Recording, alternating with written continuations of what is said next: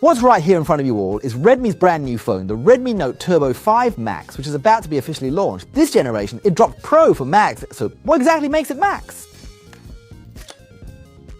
Sitting right on top, it's definitely the phone case. Oh wow, Redmi has actually included the black silicone protective case. From inside you can already see the shape of the camera module. Wow, this phone feels a bit heavy. Let's take it out.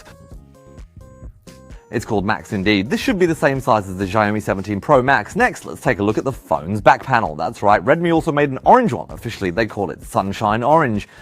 When I mention orange, I'm sure you'll immediately think of the iPhone 17 Pro Max, right? So if we place them side by side, it's not hard to see that the Redmi's overall color is quite similar to the iPhone's metallic sections, perhaps even a shade deeper. Furthermore, it features some unique textures on its fiberglass back panel. Through light refraction, I believe the Turbo 5 Max's Sunshine Orange has a distinct metallic quality.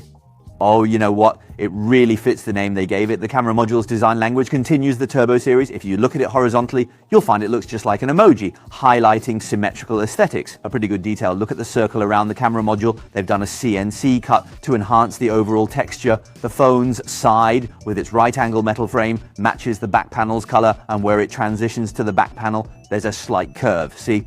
What I want to emphasize is the speakers opening, the top one. And this time, they've also included a speaker feature that perfectly matches the product's positioning. Everyone can boldly guess. Let's look at the phone's front. We'll light up the screen.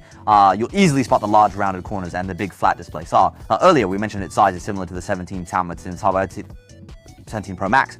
Naturally, its dimensions are almost identical to the iPhone 17 Pro Max. So theoretically, their tempered glass screen protectors should also be interchangeable.